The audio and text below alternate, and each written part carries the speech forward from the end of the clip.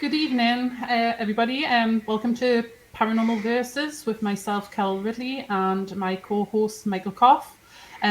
Today, I have the pleasure to welcome to the show Mike Heston-Rogers, who was the witness to the famous fire in the sky incident from 1975. Which inspired the famous movie from 1993, Fire in the Sky. So basically, Mike doesn't really understand me a lot because for me being from the northern England, so I'm going to get my co-host to ask most of the questions. So I'm going to leave it to you, Mike. Do you want to introduce yourself? Well, if you want me to, yeah, this is Yeah. Mike Rogers and Mike Heston-Rogers. Yep, I'm here. She's already said what I am, what's important about me. Yeah. I've obviously interviewed you before back in September last year, so it's an absolute pleasure to have you back on the show. Yeah, well, I'm glad to be here. Yeah, thank you very much for that. Now I'll leave it up to Michael to ask you some questions. Yep, and I have to say, I am truly excited about this. I watched the interview last September, and I was like, "Oh man, I wish I could interview him." And when Kel said you were coming on, I was like, I got a little giddy. I will be honest. So, one of the questions that I wonder if you've ever been asked is, what was life like in Arizona in '75? Were seeing UFOs and stuff in the sky normal or very rare? Well, back then it wasn't like every day, but it was happening. Certainly a lot more than lately. Um, in 5 years prior to the incident that Travis Walton and I and those other guys shared, uh, we had another incident that was similar in nature. I say it was 5 years before. It was in 1970. We were in a different vehicle. We were driving in my Dodge Charger, and we were headed down to Phoenix. Travis Walton was sitting on the right side of the car, and I was driving. And there were four of my people, my family, in back. My wife was back there, along with two of my sisters and my brother. And what happened was we had just come out of Snowflake there. It was dark. Sun had set for half hour or so prior, and so it was dark. But as we headed west, and that stretch of road leading out of Snowflake goes almost directly west for a long ways, 20, 30 miles.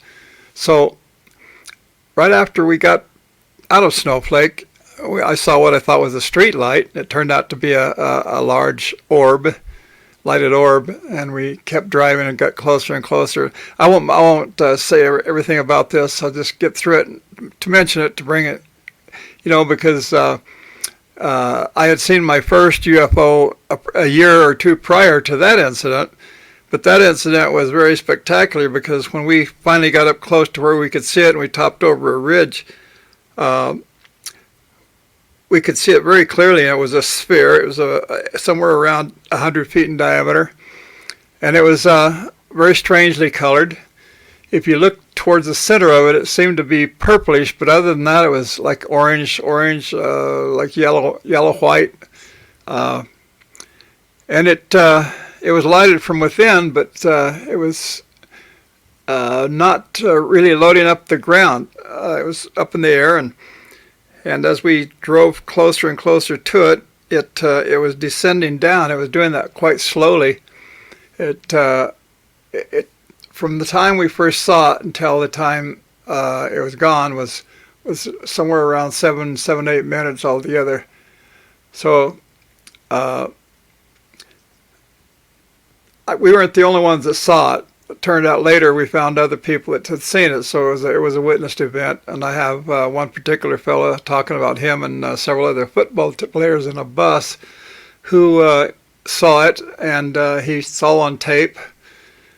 And then later there was three other fellows we ran into that had seen the same thing. I don't know how many others, but it was seen by a lot of people. Anyway, like I say, that was 5 years prior, and then, of course, the incident in 1975, November 5th, 1975. That was the big one for us, but it wasn't the only one. There was a lot of other people who'd seen a sphere like that, and other people had seen other objects. It wasn't. It wasn't. It was quite common at that time. Lately, there doesn't seem to be much activity at all in that area, in the northern Arizona area, to my knowledge, anyway. So that's to basically answer your question. Wow. Okay. So that paints a whole nother picture on it because from the way the movie portrayed it, it looked like you all were shocked and stunned and Oh, well, we were. like you've What never. happened 5 years before didn't change that. Yeah. No, I understand. I mean, it's like you were like, and looked like this is the first time you've ever seen it, according to the movie. So it's nice to hear that it wasn't the first. No, it wasn't. Now, it was for some of those guys. The rest of the crew, everybody except Travis Walton and myself, that was on the crew that day. It was that's another question I'm not completely aware of, but for each of those guys individually. But it was basically the first. I don't know whose dog that is. That is mine. She shouldn't be talking. Well, throw a shoe at him. Anyway, the rest of those guys certainly acted like it was the first time they'd ever seen anything, and very possibly was. So that's really cool. So some reports say it was just like a blue light that you guys saw, and Travis got out to go investigate. Was it really a blue light, or No, what? no, no. It wasn't blue at first. It was just a light, a yellowish light like the headlights of a vehicle or something. It was intermittently glimmering through the woods. A lot of coverage there. The trees pretty much covered the whole entire area. Uh, but we could see the light, and that was interesting us. And as we got closer to the incident, or closer to the site, I mean, uh, then it became more and more clear until we finally broke into an opening where we could see it very clearly. The blue light thing comes from what hit Travis after he'd gotten out of the truck and walked up close to it, as close as he could get to it anyway. And he at one point decided that he wasn't doing anything, that what he was doing wasn't exactly a smart thing to do, and he decided to come back to the truck. And when he started to turn to come back, he was hit by a bluish green colored light that was extremely bright and very forceful. And when it hit him pretty much in the head and chest, and really impacted him very hard, knocking him back. His feet went back about 10 feet, but his head actually, because he's laying down by the time he hit the ground, his head was about 16 feet from where he was standing. So that was pretty hard blow there. So he was actually knocked back because I think in the movie it shows that he's just stands there, his shoulders Oh go yeah, back, and he goes the up. movie didn't get much of anything right at all. I was very disappointed with that particular part. Well, actually, I'm pretty much disappointed with the whole thing, but that part was very different, and I don't think they needed to do it that way. They just, like Hollywood has this idea. It doesn't matter if it's a true story; they just have to screw with it. They got to change it. It's just the way they think. Right. They think they've got to have originality, even in a true story that isn't wanting any of that originality stuff. They want to know what actually happened. So the movie doesn't tell you what actually happened. It's a different concept entirely, Right. almost So entirely. another thing that I was reading and I was unclear about with all the stories that everyone's typed up is when you guys saw Travis go up, did anyone go to the sheriff and be like, hey, our friend was taken? Or did you guys wait to be like, what did we just see? Is he really gone? Did somebody go to look to see if he just was Well, curious? first of all, you use the phrase gone up. We didn't witness Travis going anywhere. I was driving the truck, and everybody was yelling at me to do what I actually did, and I hit the gas just as soon as he was hit like that. Well, within a few seconds after that, I hit the gas and took off down the road. So actually, it's something that a lot of people don't like to hear, but none of us witnessed his abduction at all. And there's a lot of people who have really gotten upset about that, because a lot of people just want us to have witnessed his abduction, and they just insist on it. And over the years, I've gotten upset myself about that, to the point to where I've made the statement very strong at times. We did not witness Travis Walton's supposed abduction. We took off down the road. There's no way we could have. And so you just have to take Travis's word for everything that happened after that. Right. So. And to finish your question, I think, of course, we didn't know what was happening. After we did a short search ourselves later, after we came back to the site, which of course the movie is completely different on that too. The movie shows the guys standing out there by the side of the road, and me the only one that goes back. That's not at all what happened. In actuality, the only truthful part of that is when I told everybody that I'm going back, and they can either stand by the side of the road or they can go with me. In reality, they all got back in the truck and went with me back to the site. But after we'd done that search and couldn't find him at all, that's when we had no idea what was going on, and that's when we went back into town and contacted the sheriff. Okay, well, that makes more sense, actually. Well, that's the real part of it. So, one question I came up with that I find in my own head really curious about is, when you all saw the object in the sky that caused you to stop, did Travis elect to get out on his own and go out and see what was going on, or did you all talk amongst yourselves and say, "Hey, Travis, you're the closest. No, you go check it out"? No, nothing like that. What happened was, just as soon as we broke into that clearing to where we could see it, nobody said anything to him. He didn't say anything to anybody. He just got out of the truck. In fact, I think he was out of the truck even before it came to a stop.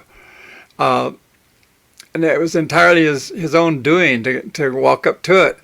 And nobody else in the truck decided to do that. Not anybody. Truck had 4 doors, so any of us could have gotten out and gone up with him, followed him up there or anything, but nobody did that. He's the only one. Okay. We have a question from the chat room. Anthony Steen wants to know, do you think that the aliens have an agenda with humanity? Yeah, I do, but it's not at all what other people think. What I think is going on is that they're basically trying to have as little to do with as possible, and that would make a lot of people say, "Oh, UFOs are everywhere." Well, in my opinion, no, they're not. 99% of what we see is something else. It's not UFOs. There's just so many people that want it to be true. They just insist it. So all they got to see is a light in the sky, and they've seen hundreds of UFOs just because of that one thing. They just exaggerate to beat hell, and I just don't know why people are that way. UFOs are definitely real, but they are not like people think they are. They're very few, and the agenda that the aliens have, in my opinion, of course, because I have no idea of knowing what they're actually thinking, is that they're grooming us for later times. They're getting us used to the concept, and apparently what they're doing is it's working in some ways, but in other ways it's not, because what little bit we've seen of UFOs seems to have screwed people's heads up for the most part, because people don't know or don't think what they should be thinking. People think that they know what's going on with UFOs. Most everybody has a pretty good concept of their own, and they're going to follow that, and nothing else matters to them. Reality just doesn't matter to most people.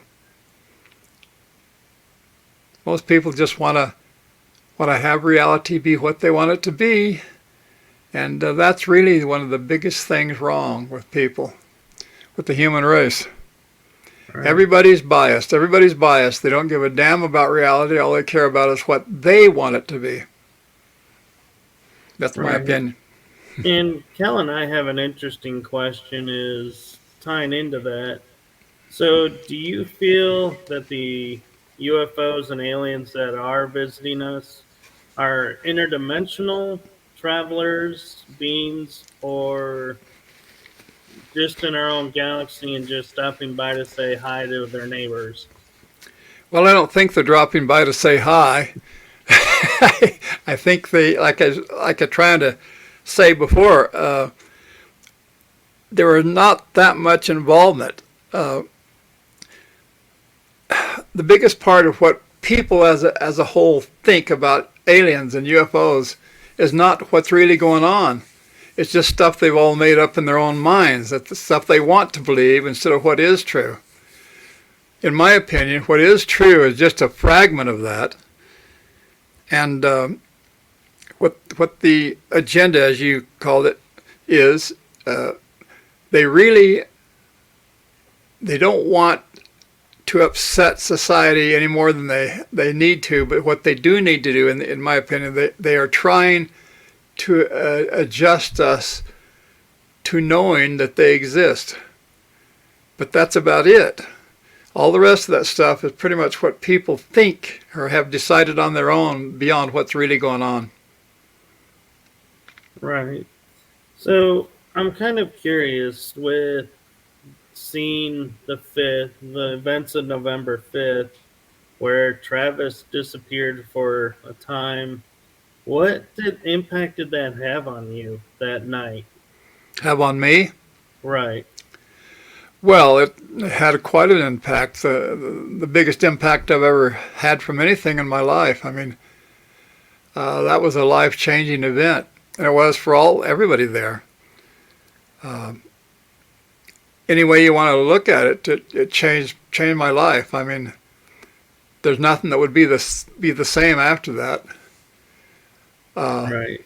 Could you elaborate a little bit on some of how it changed you? Because I think that's something people don't think about is, the impact on witnesses versus the people involved.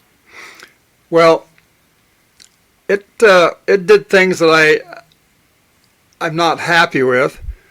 My marriage with, the only marriage I ever had, to a lady that, mother of my 6 kids, or my first 6 kids, she just didn't believe it. And that had a bad effect on our marriage, and eventually ended a little over a year later. We ended in divorce. So that was pretty bad, and it's affected me ever since. And I'm sure that's part of what some of my kids have against me. They think that that's my fault, or there's something about it that is my fault. They take their mother's side, basically, and their mother, of course, hounds it in their head as to her side of things. But everything like that is that same way with most all divorces. The man has his point of view, and the woman has her point of view. Right. And the truth is somewhere in between, probably. But you could go from there and say everything in my life from there changed because of the things that did happen that changed. You'd have to get specific to really find something about it that would be the same at all. I mean, totally changed my life. That's the best I can say. And I do think, though, that the way society treats people who are witnesses or, have experiences doesn't help in, the people who really have had experiences, because they're all pretty much gone through mockery, and it's like, I think that's a disservice. And so I'm truly sorry that had to happen to you. And Yeah, that did happen. Happened to all of us guys. There for a long time, there was a 50% or more of the population that we dealt with, on a daily basis, didn't believe what we said, and that, of course, just made everything messed up for just about all of us. In fact, most of the guys left the area a few weeks after the incident. There was a while there that they had to stick around because of the requirements of the incident. The officials, things like the polygraph test that they wanted to do, and other things that we were being pressed for a long time there, made it impossible for some of those guys to leave as soon as they wanted to. But every one of them except for Travis and I left just as soon as they got the opportunity, and some of the guys left and basically hid. They didn't want anything to do with it. They didn't want to talk about it, and they didn't want anybody asking them questions about it. And this is guys that all passed a lie detector test. And it didn't really seem to matter to a lot of people that we had all passed that lie detector test. Those who don't want to believe just aren't going to believe, and that's all there is to it in their mind. The same thing with believers. I mentioned a while ago bias, personal bias. People want to believe what they want reality to be, and they don't care about what reality actually is. right. I may be a little bit hard on people on account of that, but I've experienced so much bias over the years from believers and disbelievers alike that I've been driven to feel fairly harsh about it. Oh, I can only imagine. So Anthony Steen is asking, did it affect you physically and emotionally? And I feel like we've kind of answered that, Anthony. If there's anything else you want to add to that question's answer. Well, there wasn't any effects like any diminished abilities, or nobody got crippled or hurt physically. Not even Travis. If anything, the incident made us more aware than we would have been. That's one thing that a lot of people don't think about.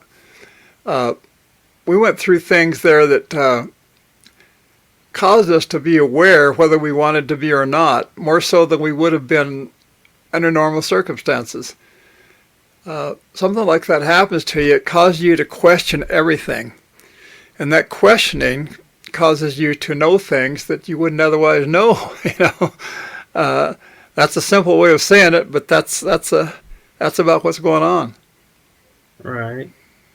And if you don't mind, I'd like to piggyback about you talking about having to do the lie detector tests. Yeah. Did you all pass them and they still not believe you, or did they say you failed them even though you passed them? All of the above. First of all, one of us didn't pass the test. There was 6 of us that took the test, and everybody passed except Alan Dallas. And later on, the examiner admitted on a TV show, that Alan actually passed the part of the test that he did take, but he had to call it inconclusive because it had to be perfect to be called conclusive. And so incomplete. He didn't say that he flunked. He just called it inconclusive because that's all he was left with. The reason for that is because Alan got very disturbed and at one point just became upset with the examiner for the questions he was asking. He got angry and his anger boiled over and he finally just got up and pulled the equipment loose, the various things that are hooked to him, and he threw it down and stomped out of there. But those tests are made up of 3 different segments, at least the ones we took. And Alan, just like the rest of us, took 3 tests, and then the first two run-through, did a run-through of the entire questions, the whole thing. It's just part of the examiner's need to make everything absolutely certain. is that he does all the questions, the entire test 3 times over. And so what he was saying about Alan Dallas is that Alan passed the first 2 run-throughs of all those questions. The reason he didn't pass the last run-through is because he got up and stomped out. Oh, I could hardly blame him. If you're asking the same thing over and over, that gets frustrating, I know. Yeah, but you got to do that in order to take that test, and that was all explained to everybody before they even took the test. Just that Alan was worried that because he talked to us later, and he was worried that they were going to find out something that he didn't want them to find out about, because he was personally guilty of robbery. He never did learn who or what. I personally knew of Alan's ability to steal things, because one day, a few days, a couple of weeks before the incident, I noticed that my brother had parked a Super Bee, and it was all built up special and had these real special headers on it and stuff. It was a race car. And he had it in my backyard and expected me to basically oversee it, watch it, And then one day I come in the backyard to look, just basically look at things that like normal, and I looked, and his car hood was open, so I went in there and looked, and the headers off the car were gone, and those headers were worth a couple of $1,000, just those alone, and I instantly knew pretty much who took it, so I went looking for Alan, and Travis went with me, and my brother went with me, and we found Alan, and he first ran, and we chased him all through the town of Snowflake, and finally caught up to him, and because he stopped at a house, and he went inside the house, so we stopped there, and I got out and stood there in front of the car waiting. He finally came out of the house, and he had the headers with him, so he knew what I was after, and he threw those headers down at his feet and started cussing at me, and I didn't understand that at all. Why is he cussing me for? So I went over there and tried to get him to answer my questions about it. He wouldn't answer. He just kept calling me names. So I hit him, and then it went into a fight. And before too long, he was getting the worst of it. And he ran across the street and started yelling cuss words at me from across the street. What's funny about that is that night he came to my house by surprise, and he says. He apologized first. He says, "Man, I need this job, so I need the job." And I said, "Well, Alan, I didn't fire you. I just kicked your ass. If you're here in the morning, you can come to work with the rest of us like always." So that's what happened. And of course, the incident happened sometime later. Don't remember how long. Never took notice of that or took record of it, but it was a couple of weeks approximately. So one thing I'm curious about is, like, I know the movie is not factually based, we've covered that, but what happened with Travis? Did he ever really say what happened where he was missing, and how did that affect his family? Like, was his wife understanding about it, or did she? Oh, his wife didn't come about for about a year or so after the incident, and it just so happened that he married my sister, Dana. So he didn't have a wife at the time, but Travis is very explicit about what happened to him. In fact, he wrote a book about it called The Walton Experience, and I illustrated it for him, but that later became Fire in the Sky, and the movie, of course, along with that. But Travis can tell you in explicit detail exactly how he felt and exactly what happened, and a whole book's worth. It's all in his book, or one of his books. Either the Walton Experience, which came first, and then 15 years or so later is Fire in the Sky. So is Dana still with him, or no?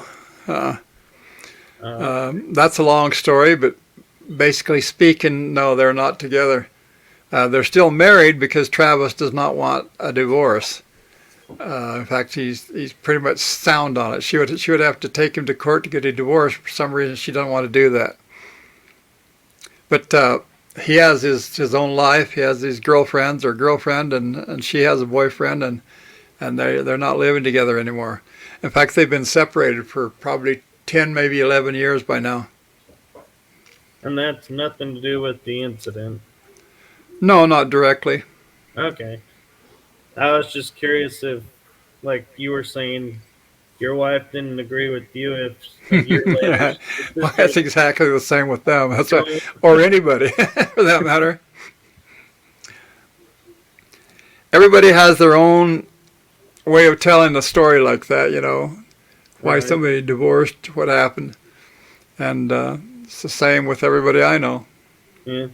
You've kind of touched on this one question I have, but I'm kind of curious more in detail of it, of when you hear of people reporting UFOs or, you know, hearing about reports of UFO in your area, does it, like, in your mind, do you, like, panic a little bit and be like, oh my God, is it happening again? Or are you more of what's really going on and what it's causing this to happen? Well, I've had several things happen with me since then.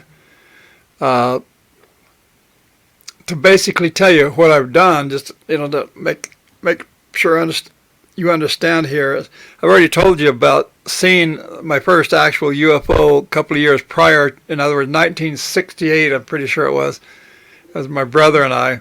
And then the incident in 1970 where we saw this large orb that came down out of the clouds and eventually shone a very bright light on the ground, lighting up an area like several football fields in size, and it goes back up in the clouds. This is all real quick here, just to get past it, because it was a whole incident. I could write a whole story about it and have actually, but anyway, 5 years later in 1975 is the incident with Travis Walton and us. In 1990. Actually 91, I believe. I had an incident when I was working up on the north rim of the Grand Canyon. Again, it's a whole story. Saw a large orb come very slowly over my camp, and I chased it and ended up lasted into the next day. And then there's been a few other things too, like for instance, I witnessed the Phoenix Lights, which everybody believes is a real thing. My way of looking at that, because I have documented the whole thing and gone through it all thoroughly and have looked and examined everything that exists concerning the Phoenix Lights, and I believe it was a government thing, a government origin for the purpose of seeing what the public will think about it all.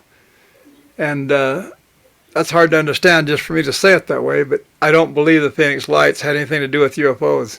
It was made to look like it was, but it wasn't. It wasn't a UFO. It wasn't any UFOs at all. And then the most recent thing that ever happened to me was in England in 1960.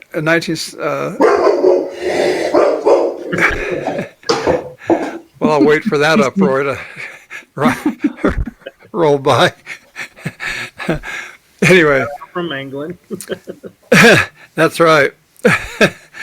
Maybe your dog heard me say that. Yeah. Anyway,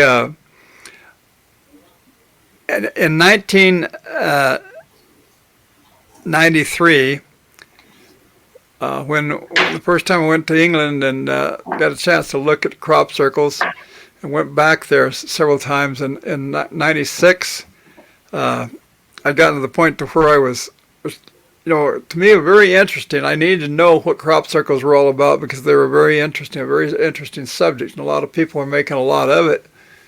And I wanted to see for myself. Well, what I found out for myself, I was there 2 different seasons, 63, 64, And I mean, damn it, 93 and 94, and in 96, I went there again. I'd already by this time gotten with the Circle Makers. There's a group called the Circle Makers who are responsible for 50% or more of all these fantastic circles that are created every year. And they do it for a variety of reasons, mainly for money, because they're actually getting into advertising, and they make other circles other than that just out of interest to keep the whole thing going. And I thought that's what it was, but what caused me to quit doing that, to lose interest in the man-made part of it, was that I witnessed one night for myself a large green orb making a crop circle. It took about a minute for this orb to jump around and spin and make a crop circle, which startled me for the first time in years, really startled me bad, and had really changed my mind about crop circles, realizing that not all of them are man-made. Most of them are, but not all of them. Wow. So I left England, and I've never been back since. My last time. Now, there's a lot of story to that too, but we don't have time here for all that. Okay, and so that actually raises an interesting question. Maybe you can kind of highlight some simple ways to tell is, are there differences between the ones like you were saying that were man-made and those that were made by the UFOs? Well, I haven't studied the entire field. I've gotten involved in the thing. Well, the things that I have gotten involved with, I've got very involved with, and that took all my time. When I was involved with crop circles there for several years, it took all my extra time and just to do that study. And prior to that, for instance, of course, it began with Travis, the thing with Travis's abduction. That was something that took several years, and to the extent that I really didn't get involved with much else, and I didn't believe much else. To the extent that I have learned of what else is going on, most of it I don't believe happened at all. I'm pretty much a skeptic in that respect, and like the Phoenix Lights, I got very involved in that. I spent several years studying that. All my spare time was spent studying the Phoenix Lights and everything involved with it, and came to the conclusion that nothing extraterrestrial has anything to do with the Phoenix Lights. There's a lot that have to do with it, but not extraterrestrial. Wow. And so basically speaking, I don't have any real knowledge of the entire spectrum of UFOs, because that's a very large, wide spectrum. Right. There are thousands and thousands of reports and all that, and I've only studied just those things that involve me personally, not much else. Right. I was more meaning, is there something like you look at it and go, oh, that looks like something that was man-made because of this? Well, what you were doing versus, wow, I can't explain how that was made. Well, if you really wanted me to get into it, even though I don't know much of anything about any of this for facts, because like I say, I haven't studied this stuff, but just a basic concept I've gotten from these various other incidents is that aside from the fact that most of it is something else, misidentification, is some of it. A few things have been made by the government for the explicit purpose of seeing how people are going to react, and in my opinion, that was the Phoenix Lights. Other than that, there's other reasons for it that I don't know. But so part of the UFO field is basically man-made by various entities, such as the American government and others. There have been private people, in England, for instance. Kelly, you probably know about this time. This big UFO that was made and was delivered for the purpose of I don't know what the purpose was, making people think. They eventually knew it was a hoax, but get people to goat at first, Yeah. You know about that story? There's been a few. Yeah. It's I think it's connected with something called Project Bluebeam, apparently. From what Yeah. I've heard. Yeah, I remember that. Yeah. Yeah, I'm not real thorough about it. I've just read about it here and there. Yeah. Haven't investigated. Yeah. One story was placed right alongside an article I put in the what do you call it? UFO magazine. The MUFON one? Yeah, MUFON. Yeah. I still lost me there for a minute.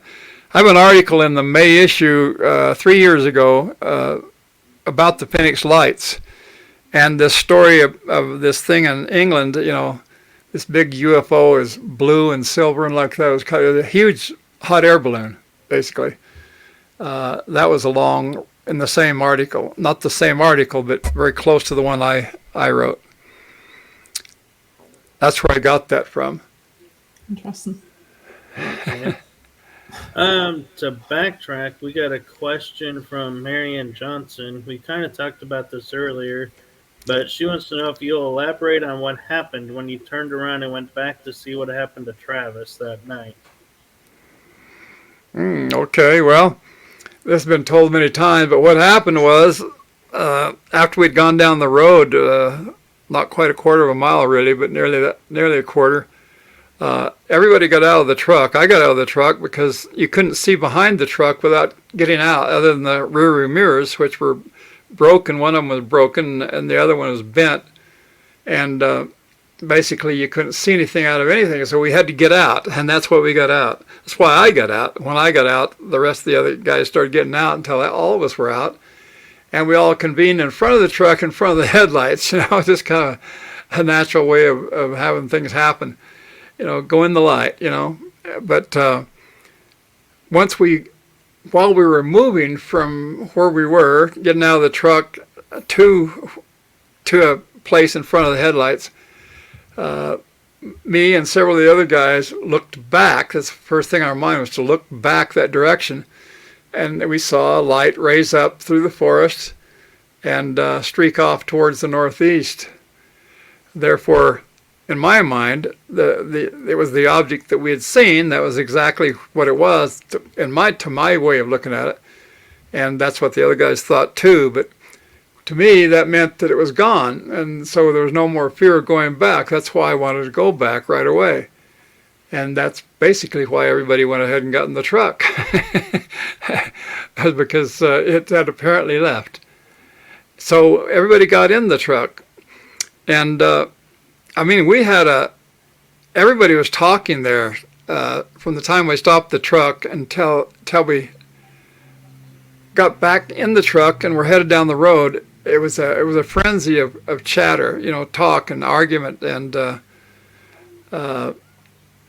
just six guys just talking constantly. And we quit.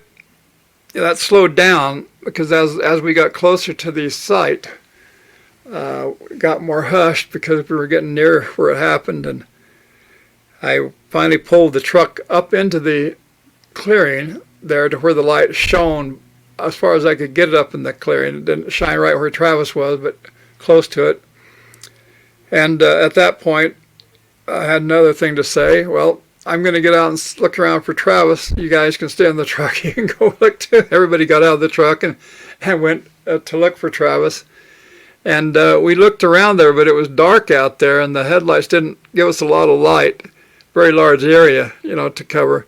And we had one flashlight, but we weren't holding hands or anything, but we were basically shoulder to shoulder all the way around through there. And we searched for 10 to 15 minutes, covering the entire area and off back into the woods quite a ways out of the clearing. And that's basically what happened. Of course, we didn't find anything. At one point, after we had come to the realization that we couldn't find anything, I broke down. I actually went down to my knees, and people have always thought of me as just being a crybaby or something. But I tell them, my main reason why I was actually sobbing was because we didn't find Travis. It wasn't because of thinking that he had been hurt or killed or anything. It was because we didn't find him, which meant he was probably okay. And that was the main reason for my emotion at that point. The other part of it was the fact that it was a very emotional experience, the whole thing, and I wasn't the only one that had tears in my eyes. But I don't want to say certain names who just insist that they were the bravest person ever.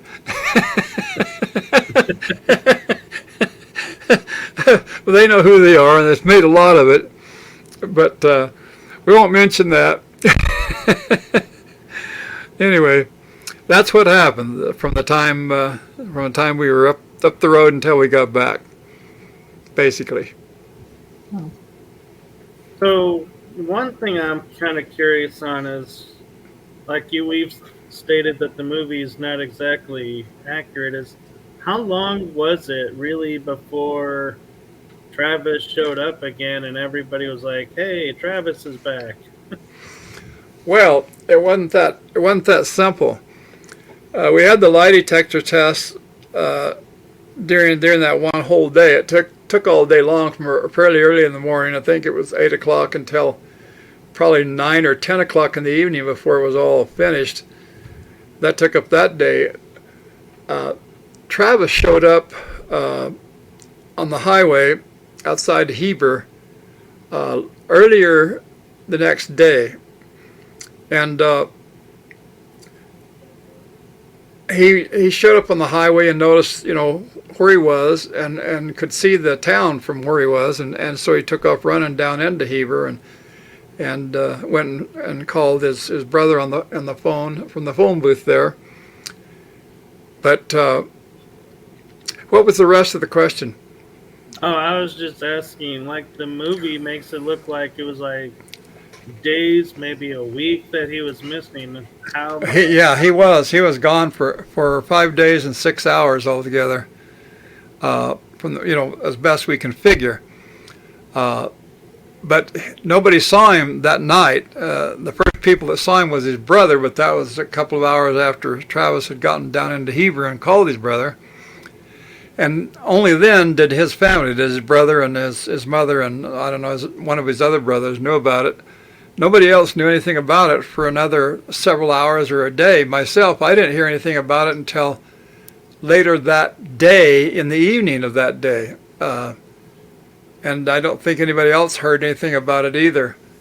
And I didn't see Travis for another couple of days after that. I had to go down to Phoenix where he had been sequestered to his brother's house down there in Tempe, Arizona. Or not Tempe, but one of those small towns close, part of the city of Phoenix there. I had to go down there to even see him. And so altogether it was like 2.5, 3 days before, from the time he was back until I was able to speak to him. Right. And so you mentioned you did illustrations for his book. Where did you get the inspiration for the aliens and everything? Well, it's just something that I started working with Travis. I was the one that told him, you got to write a book about this. This is dynamite stuff for a book. He wasn't. I had to basically talk him into it because he wasn't hot on the idea at first. I told him I wanted to illustrate it. He didn't think I could illustrate. I told him, well, we can do the best we can, okay? And so it took him quite a while. It took him several months to get up whatever it took. He had writer's block for a while. And after he finally got cleared of that, then he got busy on it. And then he started doing better after that and wrote that first book, and I illustrated the first book. There are 10 illustrations altogether. I did 5 to illustrate the first book, and then when Fire in the Sky came along, I did 5 more illustrations to illustrate that one. And so 10 illustrations altogether are in Fire in the Sky. Right. I just asked because I've seen the illustrations you're talking about, and I've seen them by other people too. And so I was just Right, yeah. going, wow, Travis, these are similar. well, yeah, the guy that Travis got to do it, apparently the guy was volunteered. It wasn't going to cost anything. And the guy took off and started doing them again. So Travis, of course, used them, and he, I think, one of the new versions of his book has these illustrations in it that this other guy, I can't remember the guy's name. He's got a weird name. I can't remember it, but up until like a year ago, all the books had my illustrations only. Okay. So I don't know I haven't even seen the latest copy of his book, so I don't know anything about that. Okay, I was referring to the one with the blue suits and the blonde hair. Oh, well, I did that illustration. Yeah, that's the one that I saw, and I was like, I've seen that in other places, so I thought that was really cool. Well, people have copied it. It's been copied several times by various people. Mine was the original and the best, I think, but every time I get on the net and for some reason get into illustrations and I get into my stuff, there's the site I went to had a number of different illustrations that were copying my illustrations, but they were done by various people. I don't remember the name of any of them, but there's lots of them out there. I probably haven't seen them all. Oh, the internet's so vast, I doubt we ever will. Yeah, and of course, people have written Travis's book. Had been written by other people, more than one. Then several people wrote the story, pretty much to just copy the story. I don't know if Travis ever took any of them to task, or not. If copyright infringement. I learned that copyright infringement is a hard thing to get any results from in court, because you have to go to too much extent to actually prove that because there's certain things that have to be proven. You have to prove intent and whether money was made and other things like that. And all said and done, it's a hard deal to try to take somebody to court for copyright infringement and get anything out of it. Mm-hmm. All right. So I'm kind of curious, do you and the crew that was in the truck still get together and talk, or have you guys kind of parted ways and just two of us have been dead now for like 10 years. So a little bit hard to get together, with everybody. And the other person was somebody I wanted to mention here was Ken Peterson.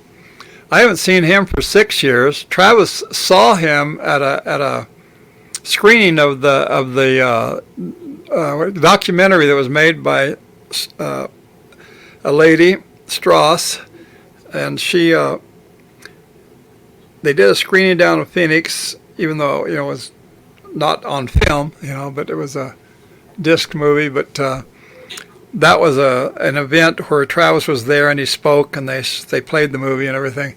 And it was called Travis. The name of it is Travis.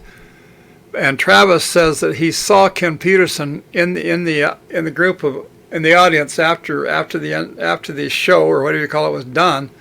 He saw him there, but he wasn't able to talk to him, and that's the last time he saw him, and that was about 3 years ago. So, I would really seriously like to know whether Ken Peterson is still alive or where he is, because I saw him 6 years ago up here on the mountain, and he was here, and I saw quite a bit of him. I visited him like once a week or more often. And then one day I went to where he had been living, and he wasn't there. And his phone number didn't work. Of course, it was a cell phone, and he probably went to Tucson, and for some reason it didn't work there. I don't know what the deal was, but I don't know what happened to Ken. And I haven't heard anybody that knows anything about him. He has a lot of family up here, several people, Petersons up here on the mountain. And I've asked two of them, and they don't know anything about where he is or what he's doing or whether he's still alive or not. So it's a really strange to me. It's very strange. And I would really like to know where Ken is if he's still alive. Like a little bit of closure on this, you know? Right. Alan Dallas and Dwayne Smith died a long time ago. But John Gillette and Steve Pierce and Travis and I are still around. So the four of us that are still around for sure, no, there hasn't been any get-together. There has, you know, like John and Steve get together now and then. I've heard this. I'm not sure they do when they have last, but they do here and there because they're both truckers, you know, drive big trucks. And Travis goes to the conferences, and I think he said that John went with him to one of those events. As for me, the last I had to do with Steve and John was a radio show here about a year and a half ago, radio show, and that was the last I'd seen of them. Since then, I've talked to Steve or texted him, you know, on Facebook and stuff several times, but nothing recent, nothing in the last few months. It'd be a little hard. It'd be a little hard for us to get together these days. It'd be something. Would be a good thing to do, but it just hadn't happened. So, would you be interested if somebody was to approach you and say, "Hey, we want to make a true, factual-based movie on the fire in the sky"? Or well, Travis is already into that. He's got some people. I don't know who they are. I don't know much about it except what he's told me. But I personally can't see anybody investing any money like Paramount did, you know, because Fire in the Sky was a fairly large production. It had an all-star cast. They paid out a lot of money there for the people that were, you know, like James Garner and D.B. Sweeney, Robert Patrick, who played my part. There was like 7 or 8 people altogether that had to pull down a pretty good sized chunk of money from that, and plus it was a big production and done in a big way. Right. And I can't see that happening again. Not right away anyway. Maybe after we're all dead and everything, they could call it some sort of a historical event or something, you know. But for right now, I don't think there's going to be any remake of anything. Not like that anyway. Not like Hollywood did with Fire in the Sky. Right. But if they were, who would you want to play your part? Oh, I haven't even really thought about that.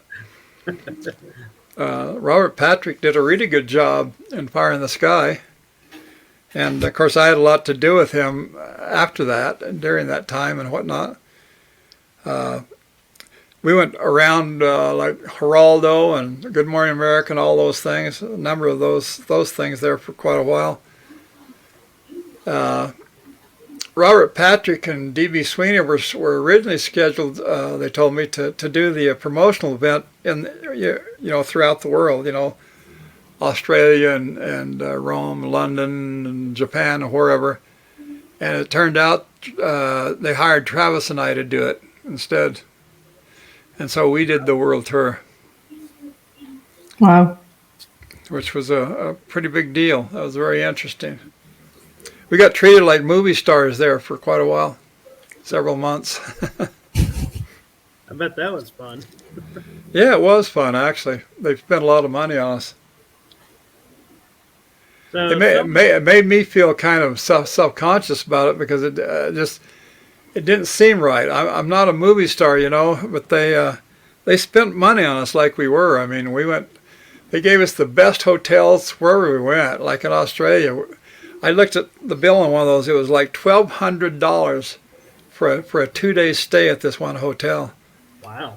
And plane tickets, like on those 747s, those were into the $1,400 or so for round trip ticket to LA.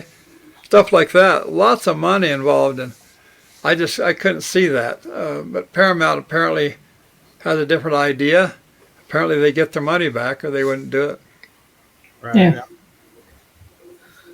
So somebody's asking, is there any physical proof where the craft was after the incident? Well, it depends on what you call proof. I noticed that the trees in that area were growing much faster than they should have. Uh, and that was investigated by several people, and I mapped it all out and took core samples and stuff like that. And if you go to Travis's book, you'll find all that information in his book. Uh, there was a peak in growth. It started out almost immediately the very next summer from the incident, and it amounted to a substantial, an unbelievable amount of growth, a rate of growth for several years afterwards. And then there was a fire that went through, which wiped it all out. I wonder if the fire was natural or they were trying to cover it up. Well, it was part of a huge fire that started many, many miles away from there, so it had to be a part of the fire, the big fire that happened through there. It's called the Rodeo Chetasky fire because it actually was two different fires that started pretty much the same day and grew so big that they grew together, and so they became one fire. Oh. And at the time, it was the largest fire that ever happened in Arizona.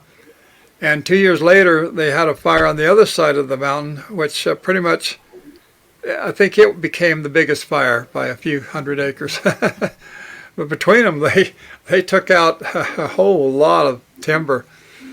And so the forest around this area, the whole entire northern Arizona really is very different from what it used to be. Right.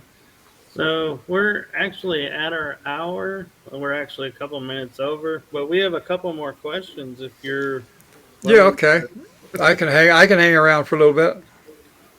So the two questions we have are more of your opinion on current events, not anything to do with the fire in the sky incident. I haven't even kept up with UFOs any time recently, so I just couldn't even comment on that, except to say that, I don't check it out. I don't even follow it on the net. I don't watch any programs on TV. I just pretty much let it go. I've seen enough myself over in my lifetime. I know what's going on, or at least visually, and and how it's affected me and how it's affected the world. But as far as keeping up with all this stuff, and the reason I don't is because most of it is just misidentification or outright hoax. Right. So, kind of touching on that is, do you think the government will ever come totally clean on the alien disclosure, like Project Blue Beam, Blue Book, Blue Book. that? I don't think they're able to come clean. I don't think they know anywhere near as much as people think they do. This concept of the government knowing all kinds of stuff, what they do know would surprise you. Like the Phoenix Lights, I believe that what you call the first event, the first object that was spotted and flew over Arizona, I believe that was deliberately created by the government, and it was very large.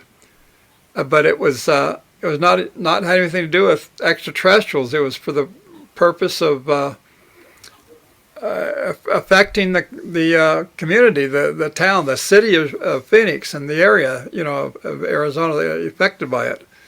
I saw it for the first time early in the day when the sun had just barely set, and I saw it from a hilltop in Prescott, Arizona. And I followed it after it went over, and I followed it down till I got close enough to where I saw it go over South Mountain and disappear down south. Just to make that story short. Okay. No, that's fine. I appreciate your honesty. And the other thing is, I'm sure you probably have heard of, recently we're having unidentified objects in the skies that are being shot down over the border or over the ocean in Alaska, Montana, South Carolina. Do you think those are UFOs and they're just telling us they're balloons, or are they? I have no idea. I haven't kept up with it, and I don't watch it. I don't watch it on any program or TV or anywhere. I pretty much have certain things that I'm doing lately, and I stick to that. I don't have time for anything else. And like I said, I've already seen enough in my life. I've had a number of experiences, and those are enough. No, that's understandable, and I can understand that. I was just curious if you seen it in the paper or if you had a No, thought about it. no. Like I say, I believe that most everything we see is misidentification or a deliberate hoax. Maybe even a hoax on the part of the government. They're not infallible. They do things like that. Right. And so I just can't say. I have no idea what these things are lately. Yeah. So you talking about projects that you're working on? Is there anything you can share with us about those, or are they still in Well, space? I illustrate and stuff. One thing I wanted to mention is that of those 10 paintings that I originally did to illustrate Travis's books, only part of those have been sold. Uh, those are all for sale. And in fact, there's 4 remaining, and I haven't advertised that anywhere, but I'll do it now. Basically, if somebody wants to contact me, if they want any interest on any of those, they can contact me on Facebook through through the text portion there. They can contact me in the private conversation and go from there. All right. The other thing is that I still do this periodically whenever somebody requests it. Uh, of those 10 illustrations that I have, I'm willing to autograph an illustration and a copy of it anyway, a print.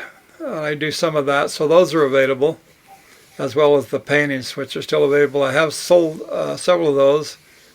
They've been ranging in price around $1,500 each, but one fellow bought 2 of them, and that was $3,000. But I'm sure he's satisfied with it. You were talking about that alien, the aliens in blue, the blonde hair and stuff. Right. That particular painting was one of the 2 paintings that he bought. But the covers to the Walton Experience, the illustration to it, and the Fire in the Sky are both still available, and they're still available to be bought if somebody wants them. Excellent. So, are you selling the paintings themselves? Yeah, they're the actual paintings. Copies? They don't belong to me. I sold them all. Gosh, it's been 9-10 years ago. I sold them all to a guy, and he's willing to get rid of all of them. But so far we've only sold I think it's either 4 or 5, and some of the best, in my opinion, are still remaining to be sold. I just haven't pushed that. There's nothing on my page, and I don't have any other sort of social media to advertise on. Right. Well, that's what we're here for. So you heard it here, folks. You can buy art from Mike Heston-Rogers. You can find him on Facebook. Private message him. So good luck in selling those. And are there any other experiences you've had that you care to share, or you? Well, just very basically, I haven't told anything here except to just basically tell the things that has happened. Other than that, just like seeing lights in the sky. I've seen those sorts of things here and there. Not in abundance, but here and there I've seen things in the night sky. That seems to be a fairly common thing. People see a light moving erratically, doing things in the sky. That's something I've seen a couple of times. But what I've talked about here is basically everything that I personally experienced. There's been a lot of it, though. Yeah. Yeah. So I'm kind of curious when you say you look up and see lights in the sky.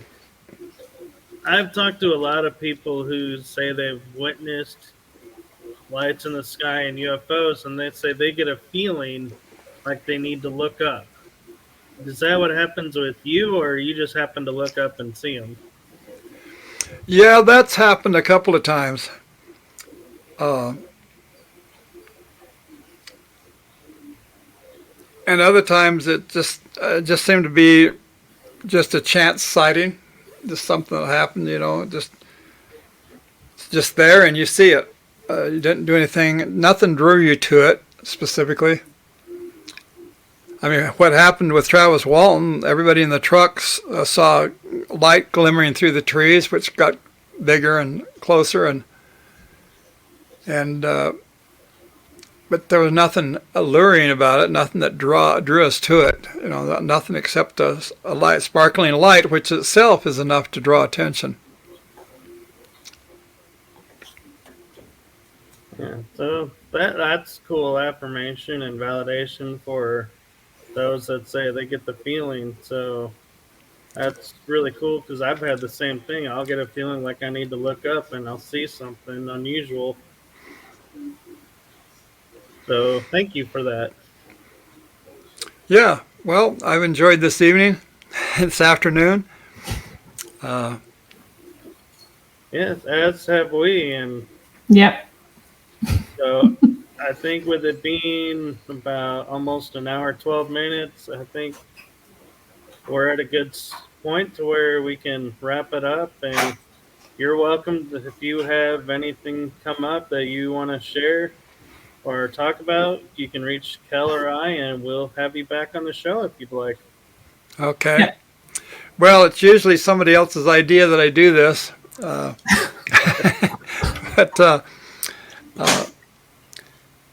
if I do have an experience that I want to share, I'll do that. Well, we appreciate you doing that, and we appreciate you spending your afternoon with us. Yeah, and I just want to point out again, anybody that's listening or watching, that Mike is actually looking for a friend of his, Yes. Kenneth Peterson. If anybody knows of his whereabouts, I think it's in Tucson, Arizona. Yeah, he's probably in Tucson. Yeah. If he's still alive. He was in bad health 6 years ago, so it's very possible that something happened to him and his family just doesn't want to talk about it. I don't know. Yeah. Well, if anybody's got any information about where he is or if he's passed or anything, can they please let one know or let Mike know? Yes, please. Yes, you can reach, if you can't find Mike on Facebook, you can reach Kell or I, and we can pass the message on to Mike for you. Yeah. All right. Thank you. Also, I'm just letting everybody know again, the reason why I haven't spoke much is because my accent's pretty strong, and obviously Mike doesn't understand every single thing I say, so I've just left it to Michael tonight to ask all the questions. But it's been an absolute wonderful show yet again. Well, I'm glad to have been here. Very happy to have you. Yes. All right. So you ready, Kell? Yeah, just want to say thanks to everybody for watching Paranormal Versus yet again. And we'll be back in 2 weeks' time with another show. Who we got on next time, Michael? Good question. You caught me in the middle of something. We have Heather Lay coming on. Okay. So that'll be in 2 weeks' time. We'll put out the adverts for that. And again, I want to say thank you to Mike for coming on again. And if he wants to hang on until after the show, we can have another chat. But I want to thank everybody again for watching. It's been an absolutely amazing show. But Yes. do you want to close up, Mike? I was just going to say thank you to everyone in the chat room that asked questions and participated. Thank you as always. And thank you again, Mike, for coming on and sharing your story with us. Very good. I was glad to do that and put the word out about my friend Ken Peterson. Yeah. Hope I get some response on that. But thank you, guys. I really appreciate being here. Thank you. Yes. So from Paranormal Versus to all of you, we hope you had a great Valentine's Day, happy Mardi Gras, and happy adventures. Good night, everyone. Good night.